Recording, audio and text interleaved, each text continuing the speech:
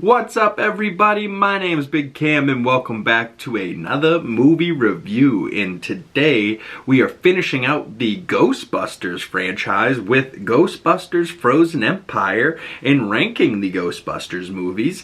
But we are also maybe finishing out spooky season today. I don't necessarily have any spooky movies in mind to do for the rest of the year, so this might be the end of spooky season 2025. Not too many movies. I would have wanted to watch more, but spooky season will continue on next year, so make sure you drop some horror movies you'd like me to review for Halloween next year. But also I believe like in March or something like that, the Scream 7 will be out, so not necessarily going to have to wait for spooky season of Halloween for some more spooky movies. So maybe in 2026, spooky season movies and horror movies will just be thrown into that playlist of spooky season in general.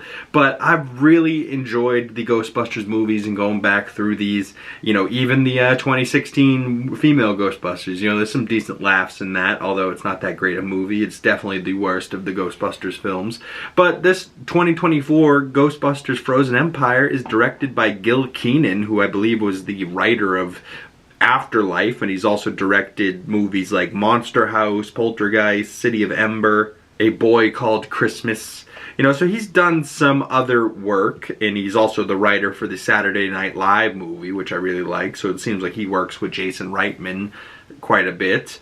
But he's now at the helm for Ghostbusters Frozen Empire, and the story that they wrote for Ghostbusters Afterlife I thought was a better story. And, you know, I bought it more and I was into it more. But this movie brings the Ghostbusters back for more action, you know what I mean? And, like, has the old with the new and kind of has them both working together to defeat this icy force that's, you know, a very bad ghost who's got these crazy horns and long, creepy nails, you know? Like, definitely the creepiest ghost out of any of the Ghostbusters movies was this friggin' Frozen Empire ghost. But of course Paul Rudd is back as Gary Gruberson, now kind of like the stepdad of the family, you know, married or with Callie Spangler, played by Gary Coon, the mom. And Finn Wolfhard and McKenna Grace are still in here as the Spangler kids.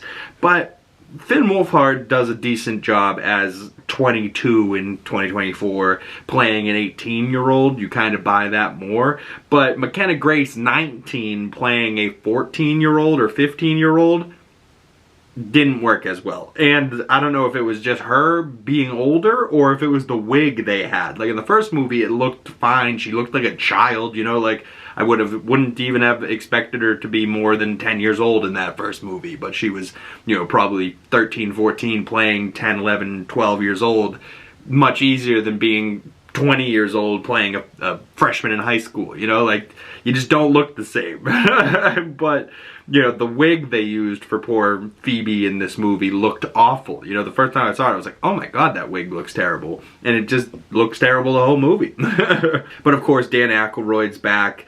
Winston is back. Ernie Hudson, of course, also VENKMAN, Bill Murray, Eddie Potts as Melnitz is in there. Melnitz in uniform, alright! You know, like, William Atherton, who was in the original Ghostbusters, is reprising his role as like the mayor in this, and he's a real prick. Mayor Walter Peck. James Acaster's in here as a new character, he's pretty good.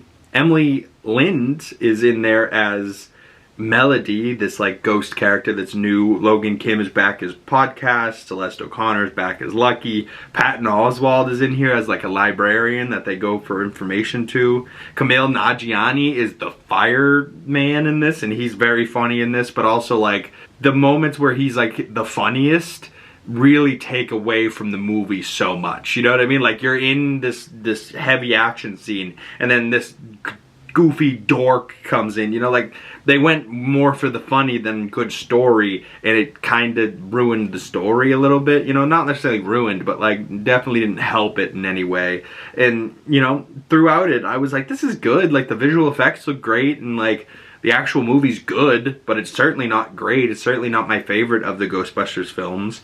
And I genuinely thought I wasn't going to like Afterlife more because of the stuff with the Egon at the end there and how long they held it and how weird it made me feel. But at this point, I'd rather go watch afterlife again than Frozen Empire. The only thing that's really given you like some type of solace with the Frozen Empire is that they're back in the original Ghostbusters firehouse. They're in New York, you know, so it feels much more like Ghostbusters 1, where Afterlife feels like its own thing, where like, yes, it's Ghostbusters inspired, but it's more like the reboot that 2016's Ghostbusters should have been, you know. And I think Afterlife is genuinely the better movie, but like overall for this film, Ghostbusters Frozen Empire, I gave 3 out of 5 stars, about a 6 out of 10, and I think that's a pretty fair score. But like as the whole Ghostbusters, I think the OG Ghostbusters has to be #1. Although, you know, like for a #1 movie in the franchise, it's only about a 3.5 out of 5 stars is what I gave it. You know, maybe it's a 4 out of 5 stars.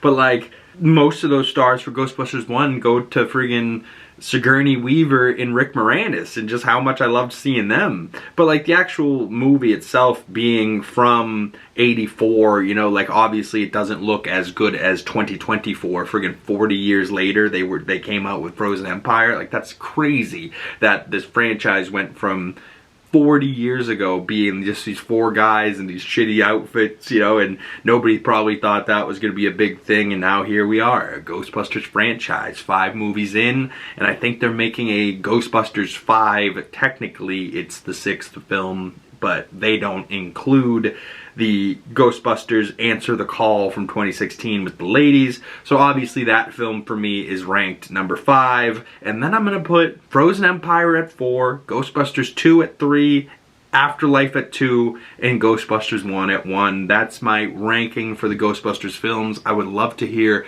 your thoughts on Frozen Empire. Did you really enjoy it?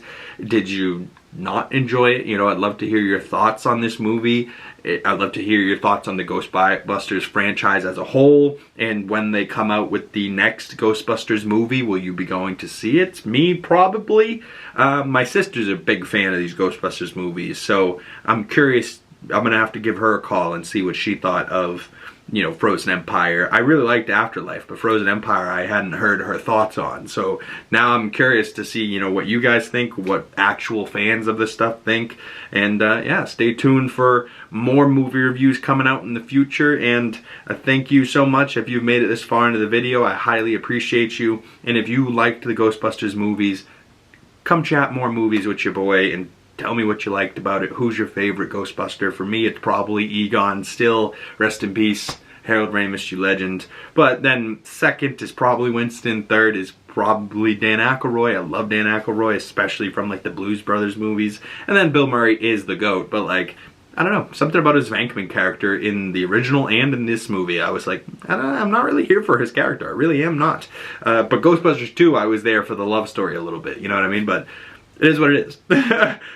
Comment below your favorite spooky season movie, and if you have any other recommendations for spooky movies or horror movies, drop those down in the comment section below, and we'll get to those movies in the future. If you want to message me on my other social medias, links for those down in the description below. And if you made it this far in the video and you would like to support the channel, the best way to do that is liking this video, dropping a comment down below, subscribing if you haven't already, hitting that bell so you don't miss future movie reviews and you get the notifications when those come out.